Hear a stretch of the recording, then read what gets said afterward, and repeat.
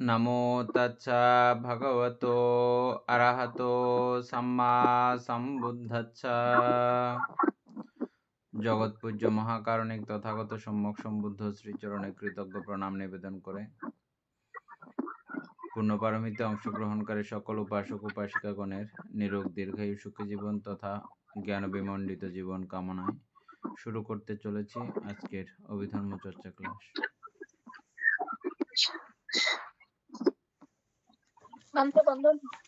মঙ্গলক আমাদের page number কত ছিল?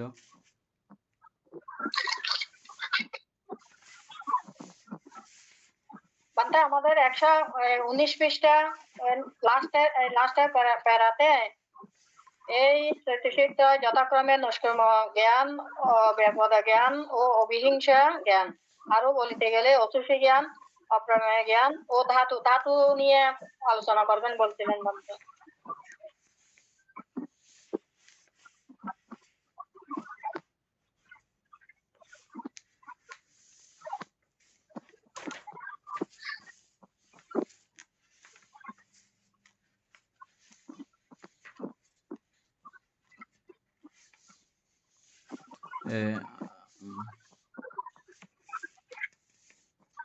অবশ্য বিশুদ্ধাচার বাইরে দেবান থেকে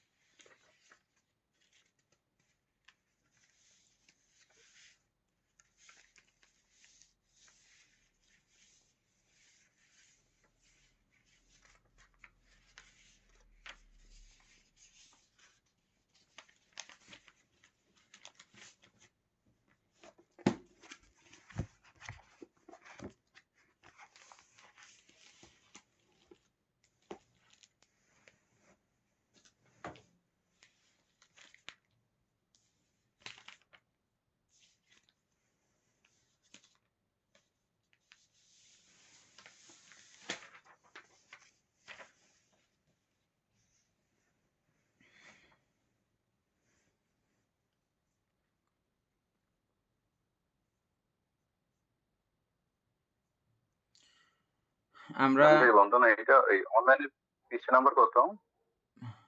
মোবাইলেও 119 পৃষ্ঠা। আচ্ছা বান্ধব, এটা কি ওই চৈতসিক সংগ্রহের সংক্ষেপার্থ বর্ণনা এটা? হ্যাঁ। ও আচ্ছা।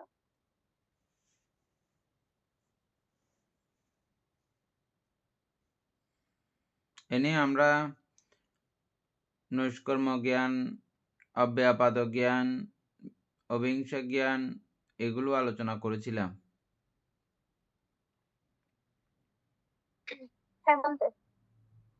আরো বলিতে গেলে ক্রমে অসুচি জ্ঞান, অপ্রমেয় জ্ঞান ও ধাতু জ্ঞান,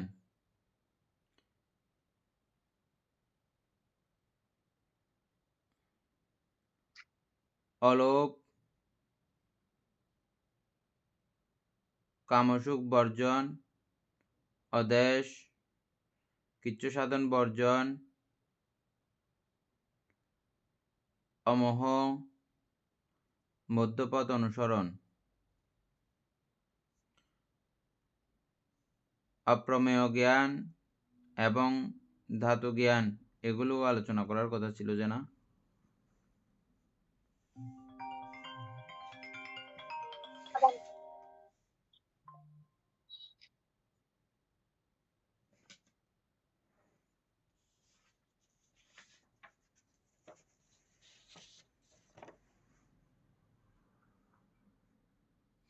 ধাতু জ্ঞান সম্পর্কে কারো জানা থাকলে আলোচনা করেন। সমাধি জানা আছে? এটা গুরুবন্ধুর সঙ্গে আলোচনা করা হয়েছে? বান্ধব এমনি করা হয় নাই, বান্ধব এমনি এটা তো বান্ধব আমরা বুঝি বান্ধব যথার্থ স্বভাবটা, এর ধরনটা কিরকম যে কোনো জিনিসের প্রান্তে এটা বলতে সেটা ধাতু জ্ঞান বলতে সেটা প্রতিবান্তে আর এটা বান্তে ডিউটিউবার গেলে এটা বান্তে বিদেশনে ওই ইয়া মাধ্যমে বান্তে ধ্যানে মাধ্যমে একটু দোকান আতা বুঝে সহজে এটা সহজে বুঝে যায় এরকম আমরা তো বান্তে এরকম বুঝি এই বিশুদ্ধ এই আসছে জিনিসটা না? ধরনটা কিরকম আচ্ছা বান্তে হ্যাঁ বন্ধনা বানতে মামলক বলো। এ বানতে কোনটা? ঠিক এই জায়গায় ধাতু জ্ঞানটা কি? আচ্ছা অসূচি জ্ঞান, অপ্রমেয় জ্ঞান এই দুইটা আমরা আলোচনা করেছি। হ্যাঁ। এখন ধাতু জ্ঞান। বানতে ধাতু জ্ঞান হচ্ছে নাম রূপ ধাতু। হুম আর যেটাকে আমি যদি বিস্তৃতভাবে বলতে যাই যে সপ্ত বিজ্ঞান ধাতু আমরা পড়েছি, হুম এটা তো জানে অনেকে। হ্যাঁ সপ্ত বিজ্ঞান ধাতুকে যদি আমি সংক্ষেপে বলি এটা হচ্ছে নামরূপ ধাতু। হুম এই আর এখানে যেটা হচ্ছে ধাতু জ্ঞান, এই এর নাম রূপ যে যথাসব এই নাম রূপ ধাতু জ্ঞান মোবাইল প্রত্যেকদিন যে জায়গায় থাকে ওই জায়গায় রাখলে ভালো হইতো। এটা সম্পর্কে এটা। আসতেছে না, কথা আসতেছে না। ওই প্রত্যেকদিন যে জায়গায় থাকে ওই জায়গায় রাখলে ভালো হবে।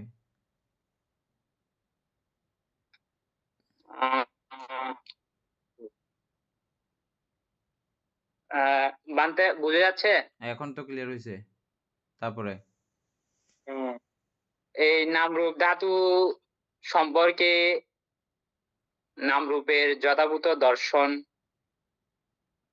এই সম্পর্কে যে জ্ঞান, যথাভূত দর্শন করার ফলে যে জ্ঞানটা উৎপন্ন হয় নামরূপ সম্পর্কে, এটা হচ্ছে নামরূপ ধাতু জ্ঞান।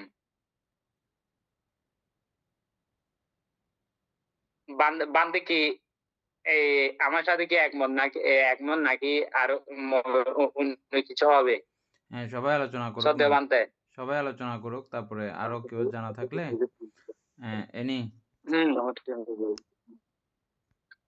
উপাসক জ্ঞান সিংহ জানা থাকলে আপনিও বলতে পারবেন। এনি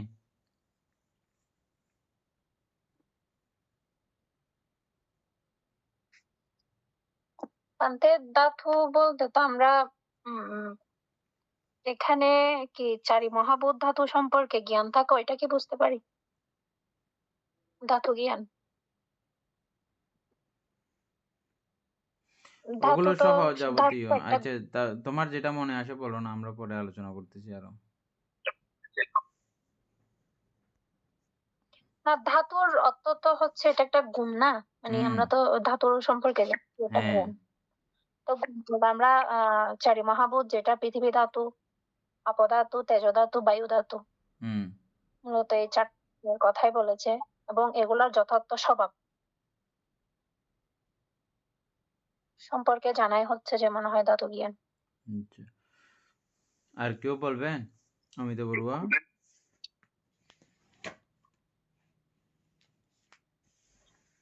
বান্দা ধাতু তো আমরা যেটা চারি মহাভূত, পৃথিবী ধাতু, আপধাতু, তেজ ধাতু, বায়ু ধাতু, তো এটা বুঝি যথাস্বভাব বলতে কি অনিত্য, দুঃখ, অনাত্মা, এটা তো ভালো করে বুঝতেছি না বান্ধব। ঠিক আছে, উপাসক জ্ঞানশ্রী সিংহ।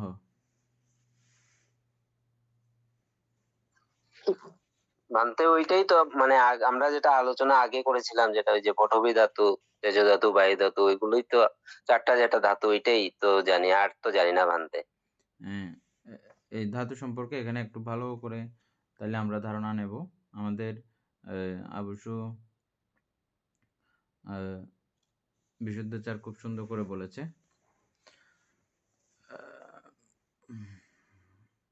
এটা না বুঝলে বৌদ্ধ ধর্ম বুঝেছি বলে বলা যায় না বা বলতে পারে না কেউ। এটা একদম খুব গভীরের কথা, একদম সার কথা, মূল কথা পুরো বৌদ্ধ ধর্মের। ধাতু জ্ঞান এটা বলা হয়। নামের সঙ্গে রূপের এই সংমিশ্রণে এখানেও একটা গুণধর্মতা তৈরি হয়েছে। যেমন আমার মধ্যে নাম এবং রূপের সম্মিলন ক্ষেত্রে আমি একটা মানবীয় গুণ ধারণ করি, যে কোনো একটা গুণ বহন করি না আমি প্রত্যেকটা ক্ষেত্রে। পঠবী এককভাবে কোনো কিছু নাই, এককভাবে কখনো থাকতেও পারে না, থাকলেও ওর কোনো অস্তিত্বও নাই। যখন সে আরও 3টা অবস্থাকে যখন সঙ্গে নেয়, সাথে নেয়, সে নানান সময়ে নানান বর্ণ, নানান আকার, নানান রূপ, নানান শক্তি, নানান কিছু সে ধারিত করে। যখন এই চৈতসিকের সমন্বয় এই চিত্তের সঙ্গে সংগঠিত হয়, এককভাবে কোনো চৈতসিক নামক কোনো অস্তিত্ব নাই, কিছু নাই। এগুলো একে অপরের সঙ্গে সম্মিলিত হয়ে হয়ে নানান ধরনের গুণের সৃষ্টি হয়, নানা ধরনের ধাতু সৃষ্টি হয়। এগুলো কোনোটার সঙ্গে কোনোটার সমন্বয় না হলে কোনো কিছুই নাই, কিচ্ছু নাই, একদম শূন্য।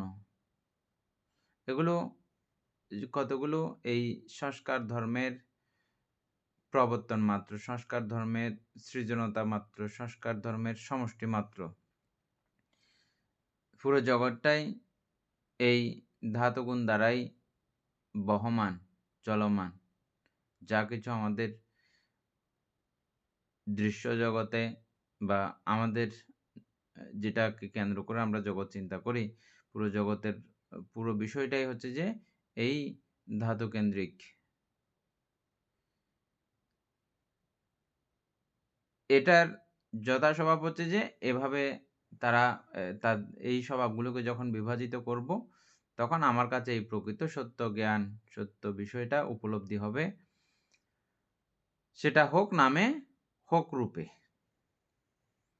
এটাকেই, হ্যাঁ, ধাতু বলতে আমরা চারি মহাভূতকেই শুধু বুঝে বসে থাকলে সেই কথাই শুধু এখানে নয়। ধাতু শব্দের অর্থ হচ্ছে যে গুণ। এটার সঙ্গে এটা মিলিত হয়ে যেমন এই রসায়ন বিজ্ঞান যারা পড়েছেন, এটার সঙ্গে এটা মিলিত হলে এটা হয়, এটার সঙ্গে এটা মিলিত হলে এটা হয়, এরকম বহু কিছু।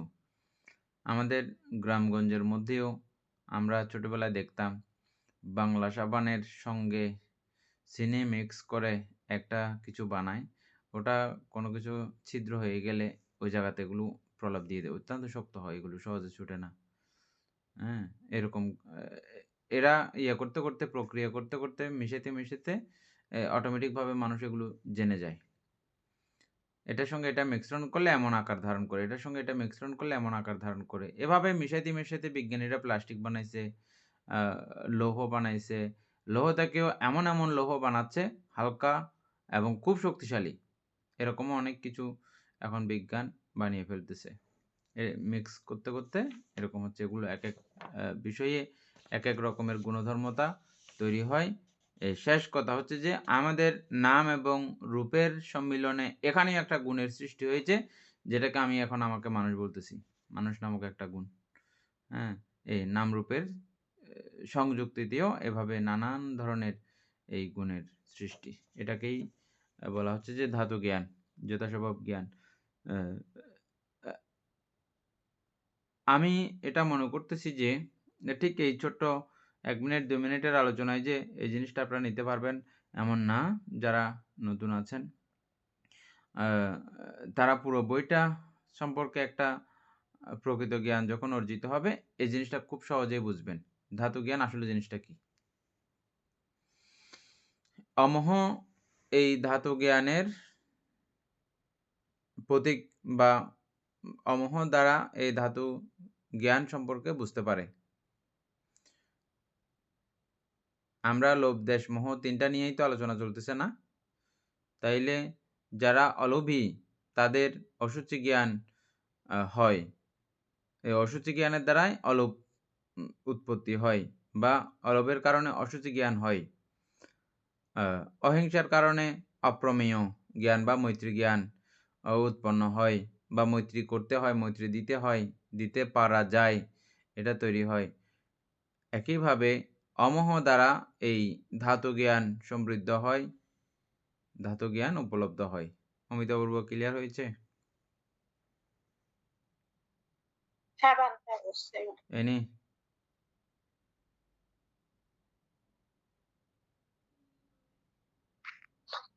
না বানতে আমি ক্লিয়ার হতে পারি না এটা।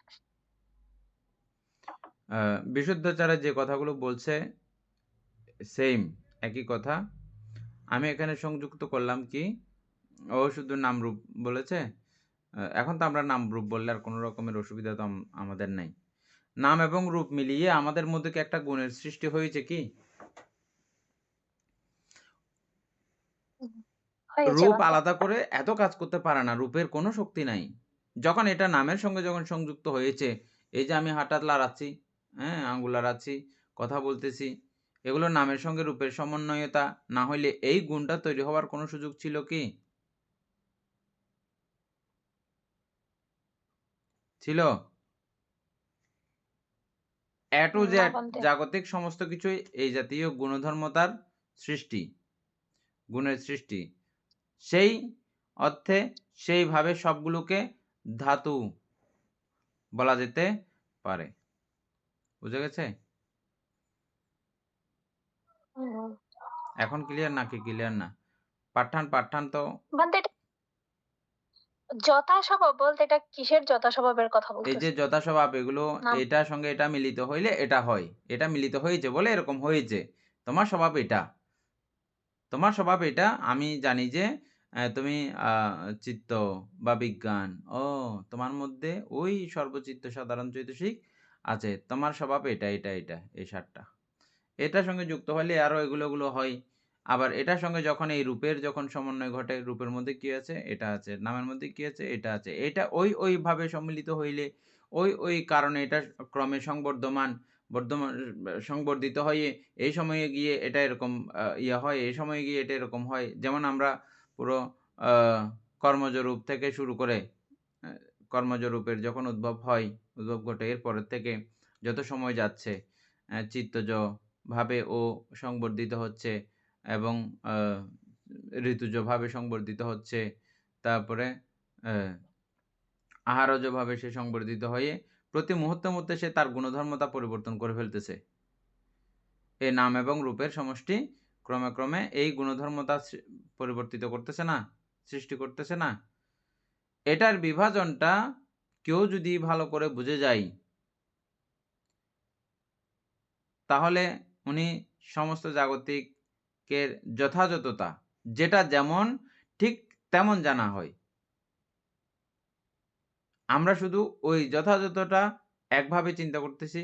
ওই এক ভাবটাই পুরা সমস্ত জাগতিক ভাব। কি সেই এক ভাব? অনিত্য দুঃখ অনাত্মা। যথাস্বভাব মানে কি? অনিত্য দুঃখ অনাত্মা বলতেই শুনেছি। এটা কি অনিত্য দুঃখ অনাত্মার বাইরে কি কথাটা? এতক্ষণ যেটা আমরা আলোচনা করলাম। হুম। বুঝা গেছে? না বান্ধে। এখন হ্যাঁ, ক্লিয়ার? ঠিক আছে বান্ধে। তাইলে ধাতু জ্ঞান সম্পর্কে আর কোনো অসুবিধা নাই। না সবগুলো গুণের সমষ্টি, গুণের সমন্বয় এটা পুরো কমপ্লিট। বান্ধে। যাই হোক এরপরের লাইন হচ্ছে যে অলোভ কামসুখ বর্জন। যারা অলোভের চর্চা করেন তারা কামসুখ তাদের বর্জিত হয়ে যায়, বর্জিতকরণে সহায়তা হয়। যারা অদেশ তারা কৃচ্ছ সাধন করেন না। কৃচ্ছ সাধন সম্পর্কে আমরা অতীতে অনেক আলোচনা করেছি। আলোচনা করার আর দরকার নাই। আছে নাকি নাই?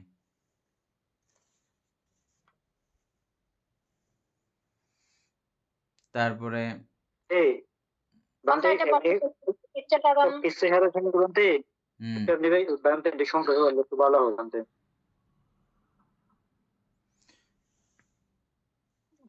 সবগুলো বান্ধে এমনি সংখ্যা বললে একটু ভালো হবে বান্ধে সংখ্যাকে। আমরা আর্য অষ্টাঙ্গিক মার্গকে মধ্যম পথ বলি। আর্য অষ্টাঙ্গিক মার্গের থেকে আরো স্থূল আচরণ যদি হয় তখন এটা হচ্ছে যে পৃথকজন উচিত গ্রাম্য, হীন গ্রাম্য আচরণ। তারপরে আর্য অষ্টাঙ্গিক মার্গ থেকে আরো একদম খুব জটিল করে ফেললাম, আরো হার্ড কঠিন করে ফেললাম বিষয়টাকে, যেটা আমার জীবন মরণের ব্যাপার চলে আসবে। আমার যেটা রূপ আছে ওই রূপ যে কোনো প্রকারে ধ্বংস হওয়ার একটা প্রক্রিয়া তৈরি হয়ে যায়। হ্যাঁ, এটার প্রতি কোনো যত্নশীলতা যদি আমার না থাকে, আমি এটা করতে গিয়ে মানে আমার চিন্তা হচ্ছে যে ওইদিকে আমি নির্বাণ চর্চা করব। নির্বাণের জন্য আমি কি করলাম?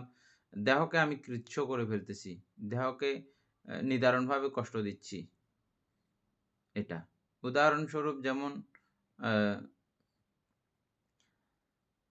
অতীতকালের যে সন্ন্যাসীগণ ছিলেন, আমরা উরুবেলা নাম শুনেছি না? উরুবেলা বুদ্ধগয়ার খুব কাছাকাছি জায়গা। নিরঞ্জনা নদীর তীরে। উরুবেলা কাশ্যপ, গয়া কাশ্যপ, নদী কাশ্যপ নাম শুনেছেন না? উরুবেলা কাশ্যপ শোনেন নাই কেউ? বুদ্ধগয়া গেছেন যে কখনো উরুবেলাতে জানো নাই কেউ না? আছেন কেউ গিয়েছেন এরকম? নিরঞ্জনা নদী হ্যাঁ পার বানতে নিরঞ্জনা নদীর পাড়ে, গেছিলাম। পাড়ে এগুলো আছে। উরুবেলা কাশ্যপদের আশ্রমগুলো এখনো আছে। অবশ্য আ অন্যান্য তৃতীয় সন্ন্যাসীদের দখলে এখনো আছে। সন্ন্যাসী টাইপের কিছু মানুষ এখনো সেখানে থাকে। হ্যাঁ? ওরা ৩ ভাই ছিল। উরুবেলা কাশ্যপ, গয়া কাশ্যপ, নদী কাশ্যপ। ৩ জনেই বুদ্ধের কাছে তারা শরণাপন্ন হয়েছিলেন। অনেক ঋদ্ধিসম্পন্ন ছিলেন, ধ্যানী ছিলেন, সাধক ছিলেন। তাদের প্রক্রিয়া এবং পন্থা ছিল যে কি, যতবার তাদের মনে কামতৃষ্ণার উদয় হইত, এগুলো হিসাব করে, করে রাখতেন। রেখে যতবার এটা হবে ততবার তারা একটা কোনো পাত্রে করে বালু এনে, এনে এখানে ডাল মারতেন। শাস্তি স্বরূপ ভোগ করতেন এগুলো শাস্তি। হ্যাঁ? তো এভাবে করে, করে তাদের দেহকে তারা নিদারুণভাবে কষ্ট প্রদান করতেন। এটা নয়, আরও ভয়ঙ্কর, ভয়ঙ্কর কিছু আচরণ করতেন। যেমন গোব্রতের কথা আপনাদের সঙ্গে অনেকবার আলোচনা করেছি। এটা কিছু সাধন এগুলো। তারপরে কনকনে ঠান্ডার মধ্যে পানিতে গিয়ে বসে থাকা। হ্যাঁ? কি জন্য? কামনা দূর করার জন্য। ওনারা বুঝে গেছে যে কামনার কারণে সমস্ত দুঃখগুলো সৃষ্টি হয়। না কামনা করলে এই দুঃখগুলো সৃষ্টি হয় না। এই কামনাকে তারা দূর করার জন্য এইরকম উদ্ভট, উদ্ভট কিছু কার্যক্রম তারা করতেন। সেগুলোর মধ্যে একটা হচ্ছে যে এরকম যে কনকনে মাঘ মাসের ঠান্ডার মধ্যে গিয়ে পানিতে ডুবে থাকা। শুধু নাকটা বের করে রাখবে আর পুরো দেহটা হয়ে থাকবে। যেকোনো মতে তারা মারাও যেতে পারে। হ্যাঁ? তবে শীত সহিষ্ণু বিধায় সবসময় এটা করতে, করতে তাদের অভ্যাস বিধায় একটু সেটা অসুখ-বিসুখ অনেক সময় দেখা যাচ্ছে তাদের হতো না। না হলেও খুব কষ্ট পাইতো। কিন্তু লাভের লাভ কিছু হইতো না। ওখান থেকে যখন আবার উঠতো, আবার এগুলো তো মনের ব্যাপার। মনের সঙ্গে শরীরের সঙ্গে এটার কোনো সম্পর্ক ব্যাপার কিছু নাই। এই কিচ্ছু সাধন অ্যা এগুলো হিংসাত্মক মনোবৃত্তি যখন আ উপশমিত হতে হয়, তখন এই কিছু সাধন মানসিকতা আর উনার কাছে উৎপন্ন হয় না। এটা অদেশের সঙ্গে মিলানো হয়েছে। উম এটা আর্যাষ্টাঙ্গিক কি মার্গের বান্তে মধ্যে মনোরঞ্জন আমরা বান্তে এটা ২ ভাগে বিভক্ত আ দেখতে পাই আমরা। গৃহস্থ জীবনে মধ্যে গৃহস্থ জীবনের মধ্যে সে গৃহী জীবনও ক্রমে পরিচালিত করবে এবং এটা করে, করে তিনি ক্রমান্বয়ে আস্তে করে ঊর্ধ্বদিকে গমন করার জন্য এটা ১ম ধাপ হিসাবে এই আর্যাষ্টাঙ্গিক মার্গকে গৃহস্থদের জন্যও এটা আমাদের অতীতের গুরুভান্তারা এভাবে লিপিবদ্ধ করেছেন। কিন্তু এটা ক্রমান্বয়ে উত্থিত হয়ে এসে পুরো আর্যাষ্টাঙ্গিক মার্গের পরিপূরণ হইতে হইলে এখানে সম্যক সমাধি আছে। সম্যক স্মৃতি, সম্যক সমাধি, হ্যাঁ? এগুলোও প্রয়োজন আছে।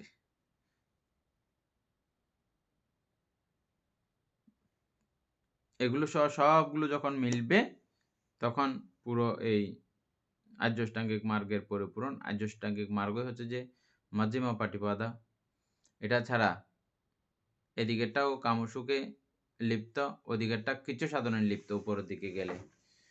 ২ অন্ত পরিহার করে এই মধ্যপন্থা হচ্ছে যে আর্যাষ্টাঙ্গিক মার্গ। মজজিমা পাটিপদা অনেকবার শুনেছেন না? মধ্যম পথ। বুদ্ধের নির্বাণের রাস্তা মজজিমা পাটিপদা। শুনেছেন না? এই মজজিমা পাটিপদা মানে হচ্ছে যে এই আর্যাষ্টাঙ্গিক মার্গ।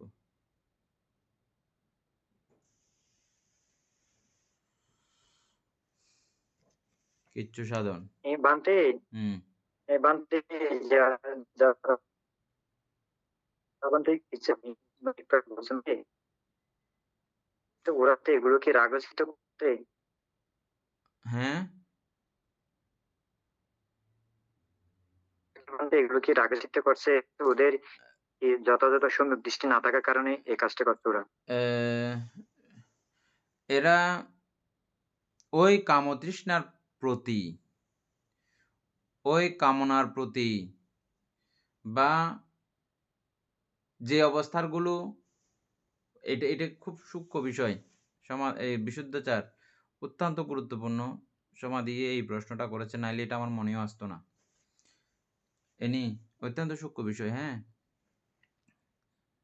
এই ক্ষেত্রে দেশ আছে কিনা, মানে এই জায়গাতে এটা তো কিচ্ছু সাধনা, এটা তো আমি সাধনা করতেছি, যে এই ক্ষেত্রে দেশ আছে কিনা। এই ক্ষেত্রে দেশ হচ্ছে যে আমি দেখতেছি যে এটা কামনার কারণে এটা হচ্ছে, কামনাটাকে আমি পছন্দ করতেছি না, কামনাকে আমি হিংসা করতেছি। কামনার কারণে আমি এই দুঃখগুলো পাচ্ছি, যে এটা আমি দেখতেছি। ও, তাহলে আমাকে কামনা দূর করতে হবে। আমি কামনাকে হিংসা করতেছি না, কামনাকেও হিংসা করা যাবে না।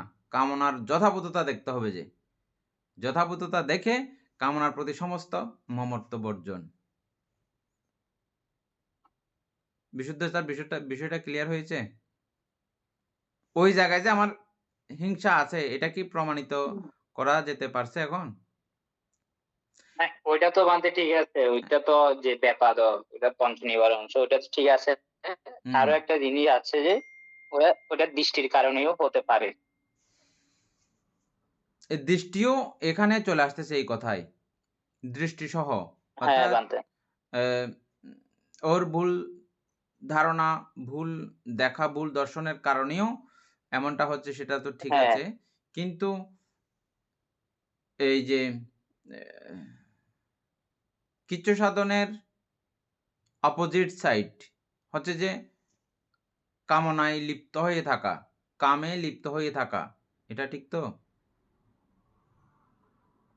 হ্যাঁ বানতে, আর কামনা এবং কিচ্ছু সাধন দুইয়ের মিডল হচ্ছে যে কি আর্যষ্টাঙ্গিক মার্গ, ঠিক তো? হ্যাঁ ওটা তো সমাধির ঠিক। প্রশ্ন হচ্ছে যে কিচ্ছু সাধনে কিভাবে দেশ থাকতে পারে, কথা এটা তো? হ্যাঁ বানতে, ওইটা তো বোঝা গেছে বানতে। হ্যাঁ, তাহলে ওইখানের দেশটা, অর্থাৎ কিচ্ছু সাধনের মধ্যে যে দেশ আছে, এটা প্রমাণিত হয়েছে। হ্যাঁ অবশ্যই, যখন যখন ওদের কামনা উৎপন্ন হবে ওটা দূর করার জন্য যে হ্যাঁ, এই যে ঈশ্বর সাধন গুলো তাই করতে বলে যায়, কি হ্যাঁ ওইটা তো প্রমাণিত। তাই বলে আমি এখানে ধ্যানে বসে থাকছি, আমার ঠ্যাং ব্যথা করতেছে, আমি উঠে যাব, হ্যাঁ, ওটা ঠিক ওরকম না। এটা ক্রমান্বয়ে, এটা যে এত কষ্টের একটা বিষয়। প্রথমত আমাদের এমনি কষ্ট লাগে যে এগুলো দেহ থেকেও বেশি কষ্ট দিয়ে ফেলে আমাদেরকে। মনটা অত্যন্ত চঞ্চল থাকে। হ্যাঁ, এই মনের কারণে আমাদের দেহটা এত অস্থির হয়ে পড়ে। তখন আমরা কষ্টটা বেশি অনুভব করি। এটা ক্রমান্বয়ে যখন অভ্যাসে পরিণত হয়ে যায়, প্রত্যেকদিন আমাকে ৮ ঘন্টা করে ধ্যান করতে লাগে। যখন একটা মানসিকভাবে স্থির সিদ্ধান্তে পৌঁছে যাই এবং সেভাবে যখন আমি দেহটাকে বানিয়ে ফেলি, তখন দেহ কিন্তু ওভাবে আর কষ্ট আমাদেরকে দেয় না। কষ্ট হয় না। এটা ক্রমান্বয়ে এটা অভ্যাস হয়ে যায়। আর এই দেহের উপরে যখন অন্যান্যভাবে, যেগুলো দ্বারা সত্যি কোনো প্রয়োজন সাধিত হবে না, আমার নির্বাণের অভিষ্ট লক্ষ্যে আমি পৌঁছতে পারবো না, জ্ঞানের অভিষ্ট লক্ষ্যে আমি পৌঁছতে পারবো না, এরকম কিছু উদ্ভট কিছু কার্যক্রম দ্বারা যখন দেহকে কষ্ট দিব, সেগুলো হচ্ছে যে কিচ্ছু সাধন। তাহলে ওই কিচ্ছু সাধন আমি কেন করতে যাচ্ছি? যে আমি ওই কামনাকে হিংসা করতেছি। কামনাকে হিংসা করা যায়? কামনাকে হিংসা করার কথা কি এখানে আমরা পড়তেছি? না, এটা পড়তেছি না। বানতে কামনাকে হিংসার কোনো ব্যাপার নাই, লোভকে হিংসার কোনো ব্যাপার নাই। লোভকে আমি যথাযথ তার স্বরূপটা জানবো, যে স্বরূপটা জানলে অটোমেটিক ভাবেই আমি লোভ আর উৎপন্ন করব না। আমার উদাহরণস্বরূপ সবসময় একই উদাহরণ। এখানে আমি জানি যে কাঁটা আছে। আমি পা দিলে মাত্র আমার পাগুলো কাঁটাবিদ্ধ হয়ে অনেক কষ্ট আমাকে পেতে হবে। এই কাঁটা যখন আমি আলোতে স্পষ্ট দেখে যাব, তখন আমি আর সেখানে পা দেব না। এই লোভ হচ্ছে যে কাটা সদৃশ্য, আর যখন সেটা আলোক দ্বারা, বিদ্যা দ্বারা বা জ্ঞান দ্বারা যখন সে লক্ষ্য করে, তখন সে আর সেখানে পা দেবে না।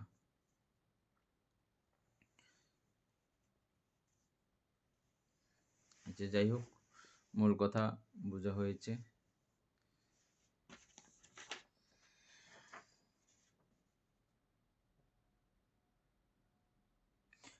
সমাধি এটা ইয়ে হয়েছে না, পরিপূর্ণ ক্লিয়ার হয়েছে না? বানতে তবে এটা আমাদের বিশুদ্ধচার খুব সুন্দর করে বুঝেছে। আপনারা দুজন মিলে আবার আলোচনা করবেন, এই জিনিসটা অত্যন্ত গুরুত্বপূর্ণ। মানে কিচ্ছু সাধনের মধ্যে কিভাবে হিংসা লুকায় থাকে বা দেশ লুকায় থাকে, হ্যাঁ, এটা একটু সূক্ষ্ম করে দেখতে হয় বিষয়টা। অত্যন্ত নিবিড়ভাবে দেখলে এখানেও দেশ আছে। তো দেশ থাকে গেলে ওটার কেউ যদি আমি পছন্দ না করি, আমি যদি লোককে যদি আমি হিংসা করি, তাহলে তো আমার মধ্যে হিংসা রয়ে গেছে। তাহলে হিংসার যদি ছিটেফোঁটাও যদি থাকে, হ্যাঁ, তাহলে তো হলো না। আরও খেয়াল করবেন আপনারা, যখন যখন কোনো সাধক যখন চারিয়র প্রথম ধ্যান থেকে শুরু করে ধ্যানের পর্যায়গুলো সবগুলো লাভ করে, ওনার কাছে এগুলো থাকে না, কিন্তু এগুলো আন্তরিকভাবে এগুলো রয়ে গেছিল। সুযোগ পাইলে, সময় পাইলে এগুলো উৎপন্ন হবে। ঠিক এখানেও এত সূক্ষ্ম একটা অবস্থানের মধ্যে আমার থেকে উপরাপুরি মনে হচ্ছে যে আমি তো লোভকে ত্যাগ করতেছি, যে না, আসলে এটা লোভ ত্যাগ করার প্রকৃত পন্থা এটা নয়। লোভ ত্যাগ করার প্রকৃত পন্থা হচ্ছে যে এর উদ্যপান্ত যথাযথ জেনে বুঝে থাকা। থাকলে ও আমাকে কখনো কি করতে পারবে না, ক্ষতি করতে পারবে না।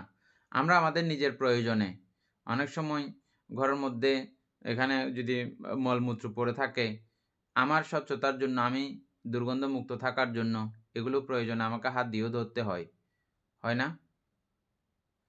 হাত দিয়ে ধরে আমি পরিষ্কার পরিচ্ছন্ন করি না, কিন্তু সেখানে কি আমি লিপ্ত আছি? নির্লিপ্ত অবস্থায় সেটাকে আমি নিয়ে এটাকে বাইর করে ফেলেছি।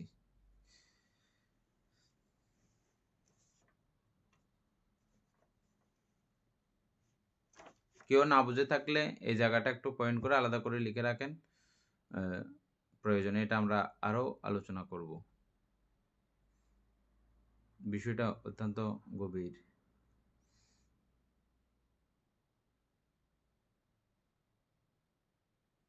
আমি কৃচ্ছ সাধনা এটা মানে কেন জানি বুঝতেছি না, এটা আচ্ছা, কষ্টকর সাধন এখন বুঝছেন? হ্যাঁ, কষ্টকর সাধন ব্যবস্থা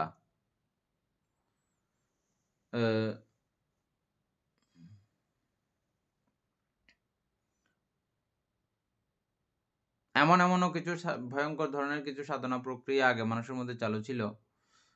পাগুলোকে উপরের দিকে লটকায় রেখে মাথা নিচের দিকে দিতেন, হ্যাঁ। তারপরে আমরা সূত্র আদি পড়ব যে সেখানেও এই জাতীয় কিছু সাধনের কথা আমরা ক্রমান্বয়ে পাব। কিছু তো উল্লেখ করলাম। মাঘ মাসের ঠান্ডায় জলের মধ্যে গিয়ে ডুবে থাকা, রাতের 12টা বাজে ডুবে থাকবে, সকালবেলা সূর্য উঠলে তখন এখান থেকে বের হবে। অনেকে এরকম মরিও যাইতো, ঠান্ডায় অচেতন হয়ে মারাও যাইতো। এই জাতীয় কার্যক্রমকে বলা হয় কৃচ্ছ অনেকটা সাধন। মিথ্যা দৃষ্টির মতো আর কি নাকি।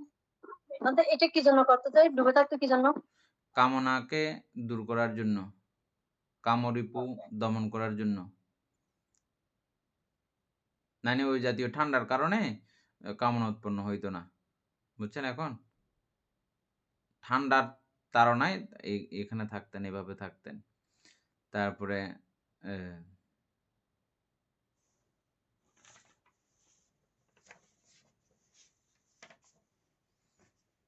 তারপরে লাইন হচ্ছে যে অমোহ মধ্যপথ অনুসরণ করাই জ্ঞান বা প্রজ্ঞা বা অমোহ, এটা ওই মধ্যম পথ অনুসরণ করে। মধ্যম পথ মানে কিছুক্ষণ আগে যেটা আমরা বললাম, আর্য অষ্টাঙ্গিক মার্গই হচ্ছে যে মধ্যম পথ।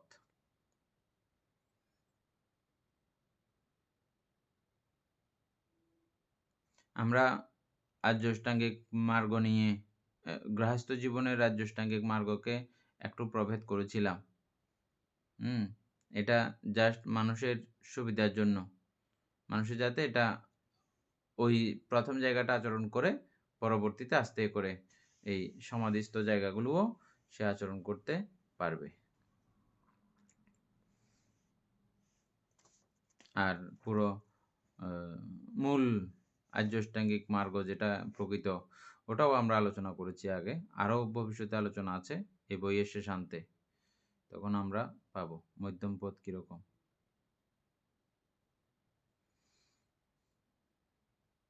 অলোপ স্বর্গলোকের অদেশ, ব্রহ্মলোকের অমোহ, আর্য জীবনের প্রত্যয়।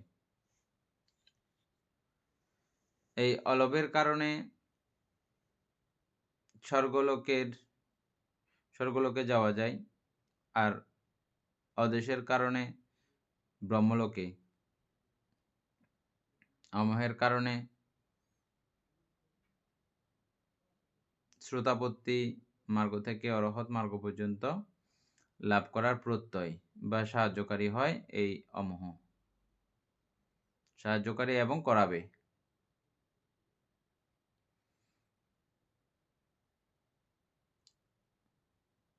অলোপ অনিত্য জ্ঞানের সহিত,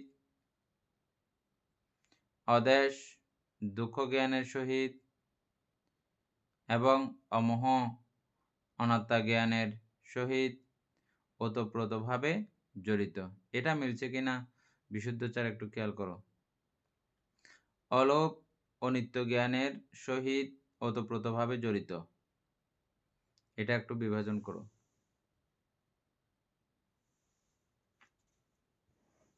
এনে ইয়ে করার জন্য প্রস্তুত থাকো। বিশুদ্ধচার আগে করেন।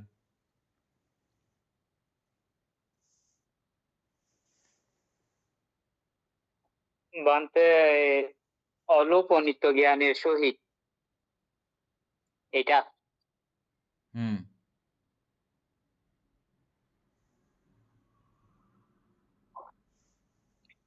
যেহেতু বান্তে আমরা পূর্বে পড়েছি যে যে পূর্বে আমরা অলোপ সম্পর্কে কাজ করেছি,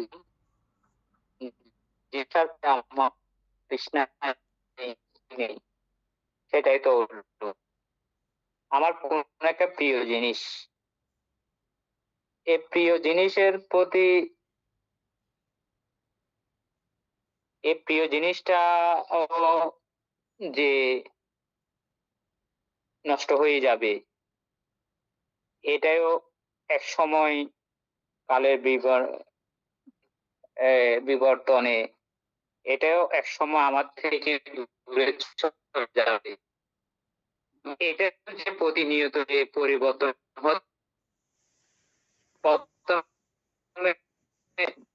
আমাকে প্রথমে অনিত্য জ্ঞানটা কি ওইটা বুঝতে হবে। কথা আসতেছে না, মোবাইল আগে নাড়াচাড়া করলে অসুবিধা। যে জায়গায় ছিল এটা ঠিক না বানতে, যে জায়গায় ছিল ওখানেই আছে।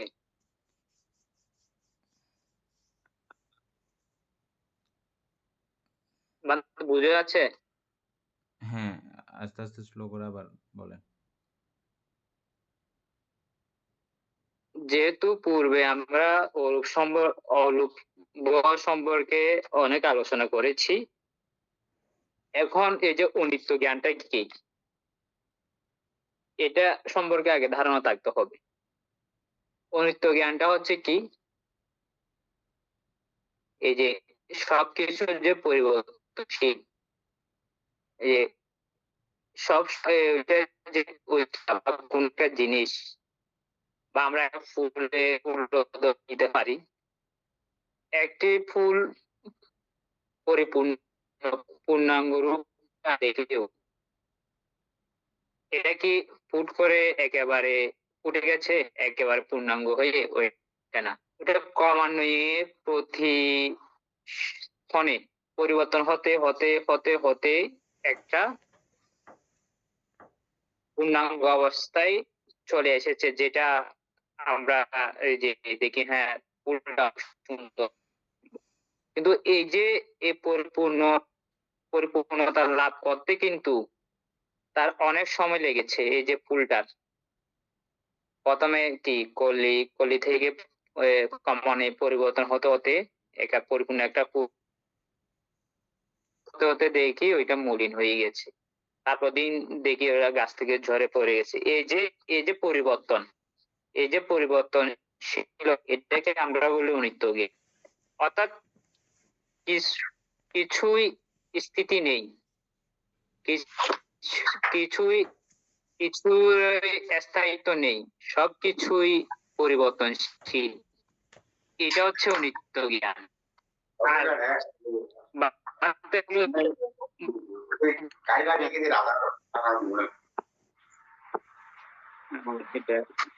হ্যালো, সমাধিকে বলতে দেন।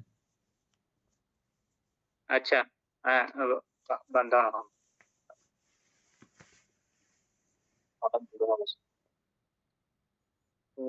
বানতে এমনি তো বানতে এই এখানে তো বলছে যে বানতে এমনি জ্ঞান মিটে আমরা মানে অলপ যদি না থাকে প্রশ্নটা আবার তাহলে বলছি, আমি প্রশ্নটা আবার বলি, প্রশ্ন বলে ফেললে অসুবিধা।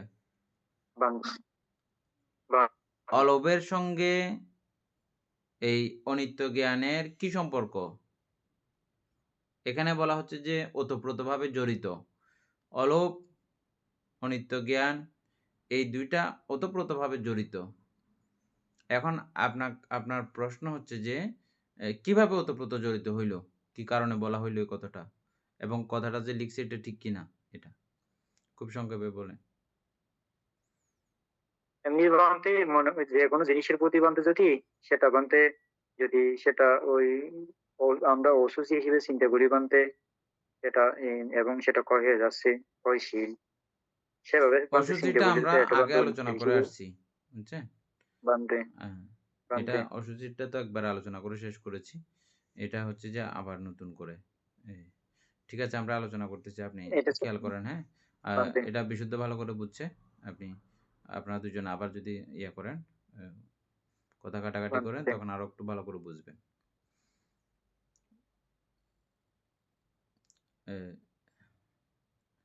এনি অমিতা বড়ুয়া যদি জানা থাকে বলতে পারেন। এনি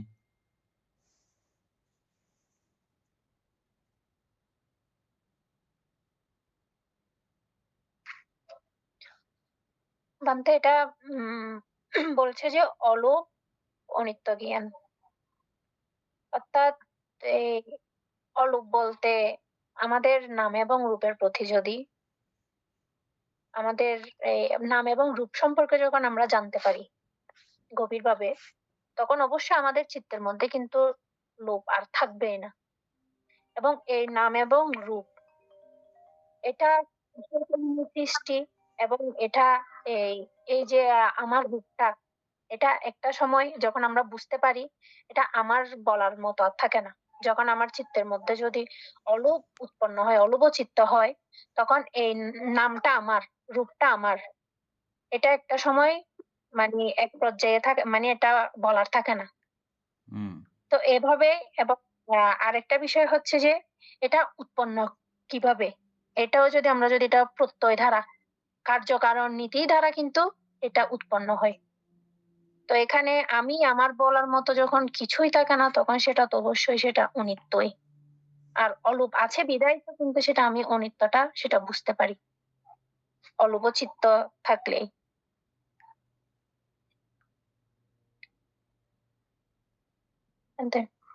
অমিতা বড়ুয়া।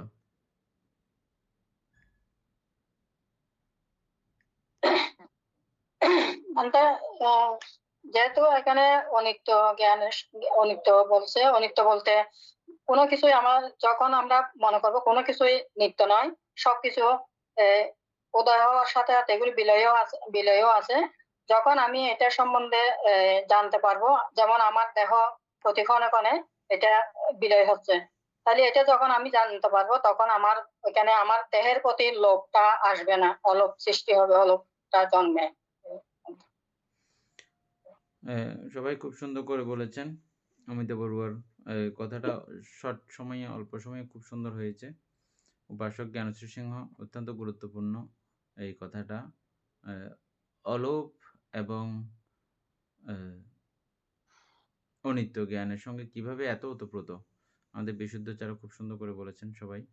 ঠিক আছে, যখন আমি দেখবো যে এই জিনিসটা ভেঙে যাবে ভঙ্গুর, হ্যাঁ, তারপরে এটা প্রতি মুহূর্তে এটা যখন ভাঙন দেখব, তখন ওটার প্রতি কোনোভাবেই আমি যতই লোভ উৎপন্ন করার চেষ্টা করি না কেন, কোনোভাবেই আমার লোভ উৎপন্ন হচ্ছে না। কোনোভাবেই আমার লোভ উৎপন্ন হচ্ছে না। আমি জানি যে এটাই ভেঙে যাবে।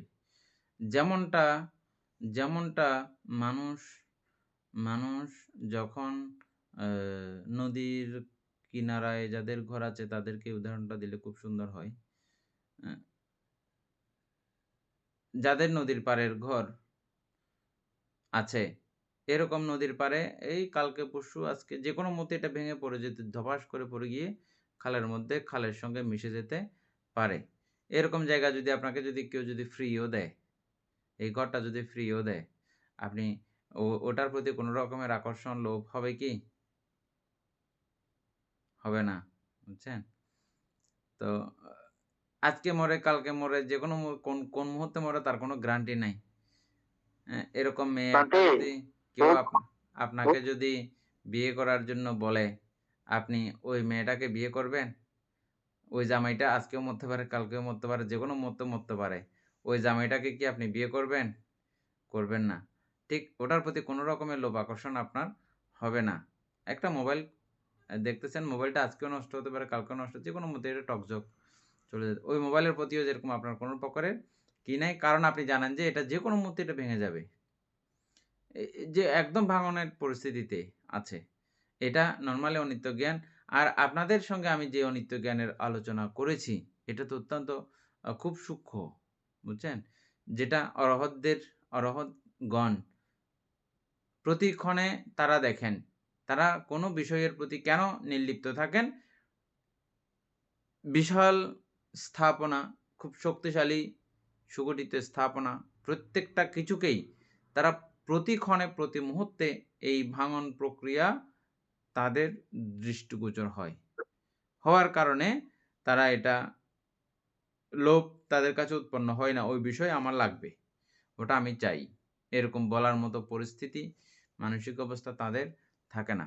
ওতপ্রোতভাবে জড়িত অনিত্য জ্ঞানের সঙ্গে, অলোভের সঙ্গে, এটা বোধহয় প্রমাণিত হয়েছে।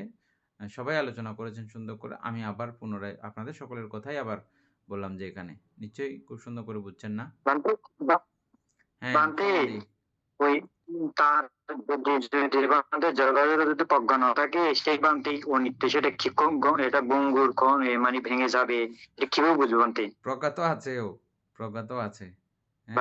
প্রজ্ঞাকে এখানে আলাদা করে লেখা হয়েছে, এর নিচে আবার আছে তো। হ্যাঁ, দ্বিতীয় কথায় তৃতীয় কথায়, এগুলো এক একটা জিনিসকে আলাদা আলাদা করে করা হচ্ছে। যে তা আমরা এখানে মানে শুধু এই বিষয়টা নিয়ে একটু আলোচনা করতেছি, যে এই কারণে যে একটু পরিষ্কার করার জন্য, মানে অনিত্য জ্ঞান থাকলে কেন লোভ উৎপন্ন হবে না, কেন হবে না, কেন অলোভ থাকবেন তিনি, এটা একটু করে ভাঙাচোরা করলাম যে সংক্ষিপ্ত আলোচনায়। উপাসক জ্ঞানশ্রী সিংহ বুঝছেন? মানতে বোঝা যাচ্ছে।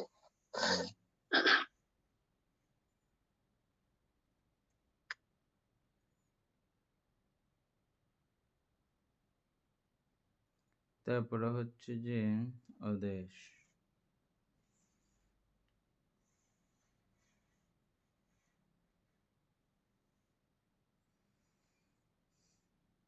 অদেশ দুঃখ জ্ঞানের সহিত ওতপ্রোতভাবে জড়িত। এনি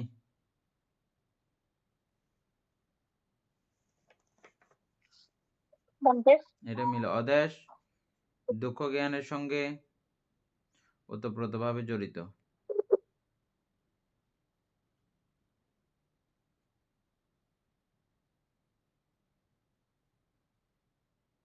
বান্তে কোনো কিছুর প্রতি যদি আমার যদি হিংসাই না থাকে, মানে আমার কোনো ধরনের কোনো হিংসা নাই, তো আমার ওখানে তো আর দুঃখ থাকবে না।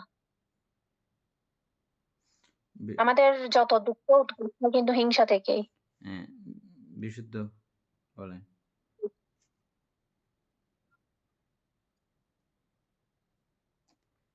আহ দুঃখ জ্ঞানের সহিত আমরা এই দেখতে পাই কারো কারো অন্তর্জ্ঞান বেশি, কিন্তু কিছু হলেও এর সাথে সাথে কিন্তু দুঃখ জ্ঞান এবং অনাত্ম জ্ঞানও উপলব্ধি হয়। আবার কারো কারো দুঃখ জ্ঞান বেশি, এটা তো সংস্কার অনুপাতে হয়। আর ওদের দুঃখ জ্ঞানের এটা বান্ধব আপনি একটু একটু আলোচনা করলে ভালো হবে। আমার আমার মনে হয় মানে এটা এই সমাধিও সময় জানবে, আমার মাথা আসছে না। সমাধিও জানবে। সমাধি আমি এগুলোতে একটু করে সময় নিচ্ছি এই কারণে যে অত্যন্ত গুরুত্বপূর্ণ, মানে অল্প কথাতে অনেক কিছু এখানে গভীরতা আছে, সেজন্য আমি ইচ্ছা করে সময় নিচ্ছি এগুলো। হ্যাঁ, আপনারা হ্যাঁ হয়তো বান্ধব, অনেকেই মনে করতে পারেন যে এটা 1 ঘন্টা পুরোপুরি এমনি এমনি চলে যাচ্ছে এই 2-1টা লাইনের মধ্যে, এরকম হয়তো আপনাদের মনে হতে পারে। কিন্তু গুরুত্ব বুঝে শুধু এটা এখানে শেষ করে দিচ্ছি তা কিন্তু না। এটা আমাদের গ্রুপান্তের সঙ্গে আবার আলোচনা করব পুরো বিষয়টা একদম। আরেকবার করে আমরা গ্রুপান্তে যখন সময় দেবে তখন আমরা আলোচনা করব আবার। সমাধি বলেন।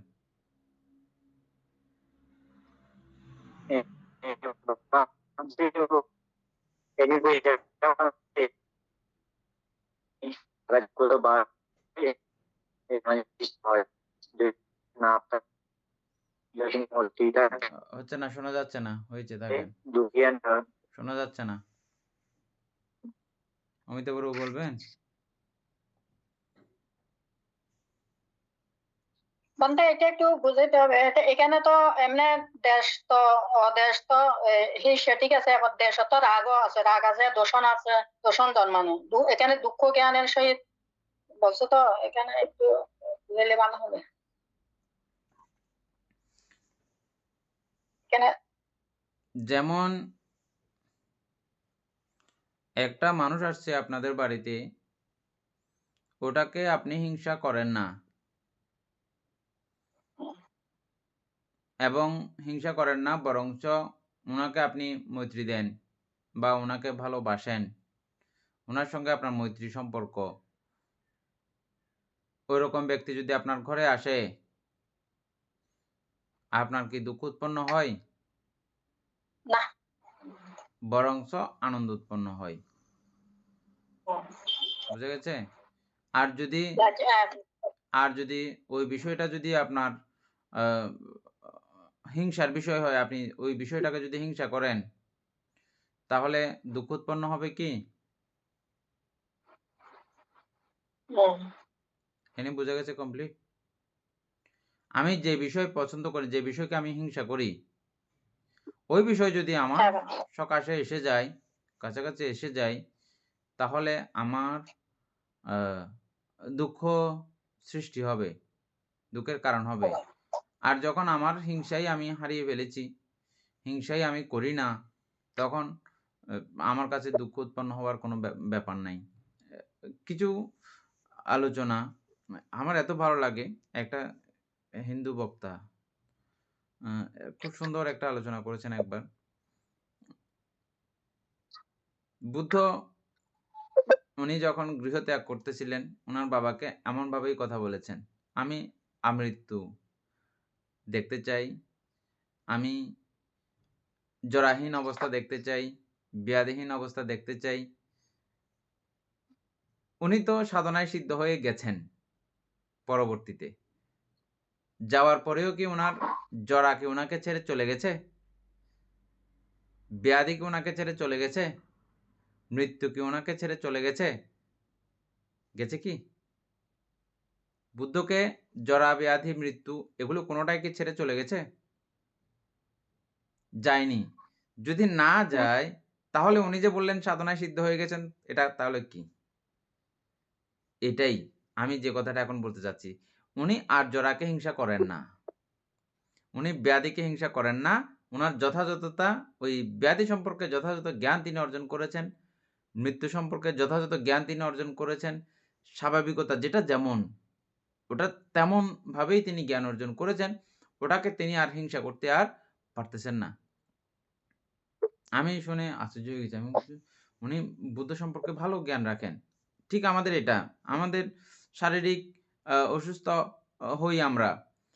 এই অসুস্থতা যিনি "অবু কাই তো মরে যাইমু ফাল্লা, ওমা, ওমা" এরকম যারা করেন, তারা শারীরিক কষ্ট একটা তো পাচ্ছেন, সেটার সঙ্গে মন যুক্ত করে, মনের অস্থিরতা যুক্ত করে কষ্টকে আরো ১০০ গুণ বাড়িয়ে তুলতেছেন। এটা কি আপনারা মানেন?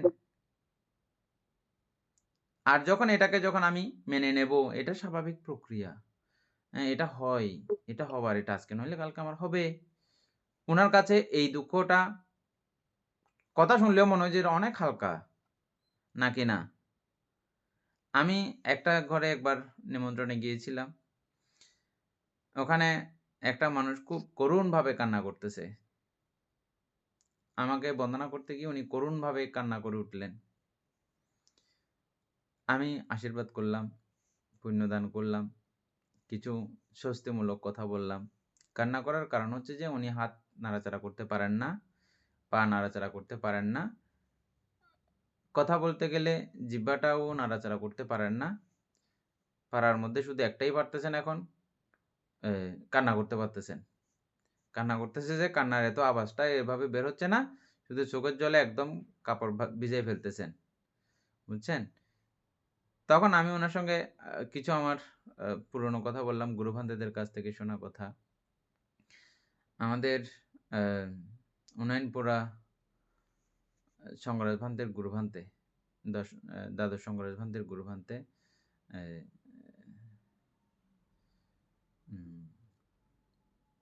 কি নাম? নাম ভুলে গেলাম। বিশুদ্ধাচার্য মনে আছে? জ্ঞানেশ্বর ভান্তে। জ্ঞানেশ্বর ভান্তে, হ্যাঁ? উনার জন্মভূমি সম্ভবত ইয়াতে, এই মুকুট নাইটের মধ্যে। হ্যাঁ? তো এই জ্ঞানেশ্বর ভান্তের যখন প্যারালাইজড হয়েছে, উনি উল্টা আনন্দিত হয়েছেন, খুশি হয়েছেন। বলছে যে, "এখন আমি নিলিবিলিতে আরো বুদ্ধ চর্চা করতে পারবো, জ্ঞানচর্চা করতে পারবো। আমাকে আর মানুষে ওইভাবে ভাঙার জন্য বিরক্ত আদিও করবে না, যাইতে হবে না। আমি খুব পরম তৃপ্তিতে ধ্যান করতে পারবো।" ওই ব্যক্তি করুণভাবে আর্তনাদ করতেছে, কান্না করতেছে। আর সেইম মানুষ, ওই মানুষ খুব আনন্দ ফিল করতেছে এই বিষয়টাকে কেন্দ্র করে। কেন? উনি এটাকে হিংসা করতেছেন না। উনি এই শারীরিক এই পরিস্থিতির জন্য, এটার জন্য তিনি ওটা উনি এটাকে মানে গুরুত্বলেস উনার কাছে এটা, এই অবস্থাটা। উনি সেটাকে অন্তর দিয়ে ওইভাবে গ্রহণ করেন নাই। আর উনি গ্রহণ করেছেন, "ও বাজরে আর কেন বুদে রে, কি বুদে রে, ওমারে আই তো আর ঠ্যাংলার এন্ন পারি।" হ্যাঁ? তাহলে দুজনের ২ মানসিকতার কারণে বিষয়টা জটিল হয়ে গেছে। আরো প্রচন্ডতম হয়ে গেছে। হ্যাঁ? যারা যারা একটা বার্মিজ একটা গল্প, বৌদ্ধ আ সেবিকাদের গল্প। বৌদ্ধ সেবিকাদের একটা গল্প। এটা পুরো তারা রেকর্ড করে রেখেছে বিষয়টাকে। সম্ভবত এখনো বোধহয় উপাসিকা বেঁচে থাকতে পারেন। উনার ফুটফুটে একটা সন্তান মারা গেছে। উনি খুবই আ স্বাভাবিকভাবে সমস্ত কার্যক্রমাদি করেছেন। একটা মাত্রই ছেলে। হ্যাঁ? উনাকে শাক বিক্রি করা উপাসিকা, বার্মিজ ভাষায় কি একটা সুন্দর নাম আছে। ওটাকে সুন্দর করে বলে।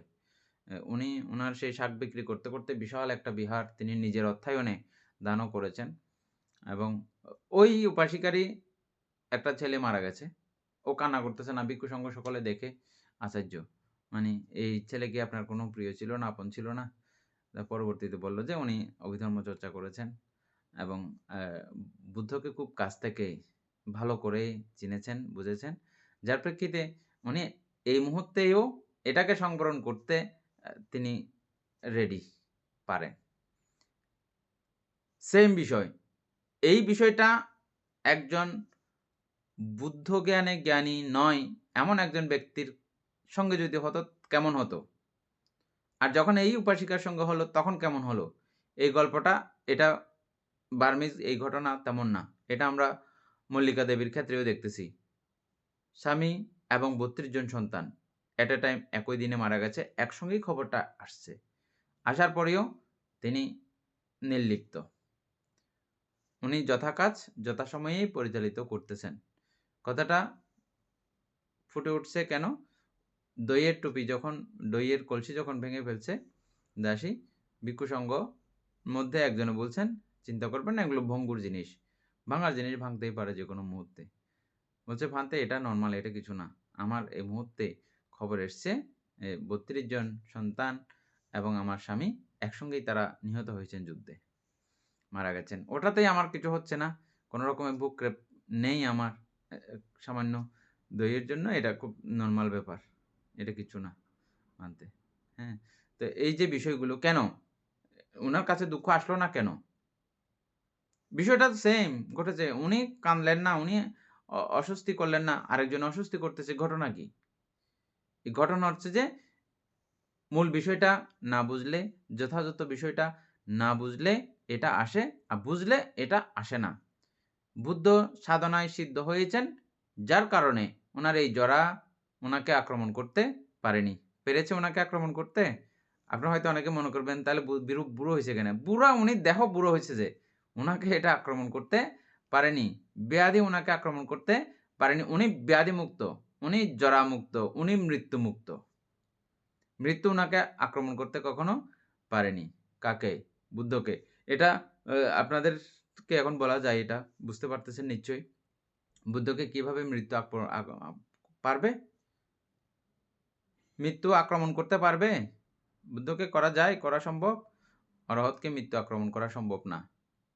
মৃত্যু ব্যথিত করা, মৃত্যুর দ্বারা ব্যথিত করা কোনো অরহতকে এটা সম্ভব না।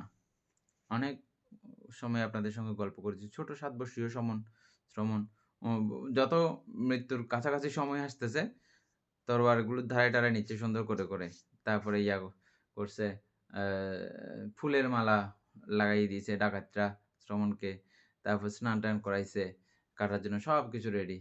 এত আরো আনন্দিত হচ্ছে, কান্দা তো দূরের কথা, বলছে আমি এই পঞ্চস্কন্ধ ভার থেকে আজকে মুক্ত হতে যাচ্ছি, আর কখনো এই পঞ্চস্কন্ধের ভার বহন করতে আর হবে না। কারণ তিনি অরহত ছিলেন। অরহতরা এই মৃত্যু ভয়ে ভীত নয়, বা এটাকে আলিঙ্গন করেন না, বিদায় তাদের কাছে এটা উৎপন্ন হয় না।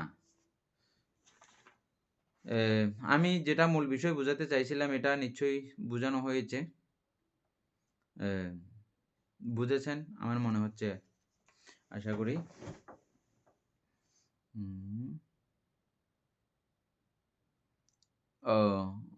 অদেশ দুঃখ জ্ঞানের সহিত। তাইলে আমি যদি মৃত্যুকে যদি হিংসা না করি, মৃত্যু আমার কাছে আসলেও আমার কাছে কি হবে না? দুঃখ উৎপন্ন হবে না। আমি এটাকে হিংসা করি না, আমি স্বাভাবিকভাবেই এটাকে পছন্দ করতেছি। পছন্দ না মানে মৃত্যুকে পছন্দ করছি এমন না, অপছন্দ করছি এমনও না, পছন্দ করছি এমনও না, অপছন্দ করছি এমনও না। অপছন্দ করলে তখন আমার কি হবে? যে ওই যে হিংসা। এজন্যই বলা হচ্ছে যে অদেশ হচ্ছে যে দুঃখহীন অবস্থার কারণ, দেশ দুঃখের কারণ। দেশ থাকলে এই দুঃখটা এভাবেই উৎপন্ন হবে। এনি ঠিক মতো বোঝানো হয়েছে বিশুদ্ধাচার? আর কোনো আলোচনা করার দরকার আছে?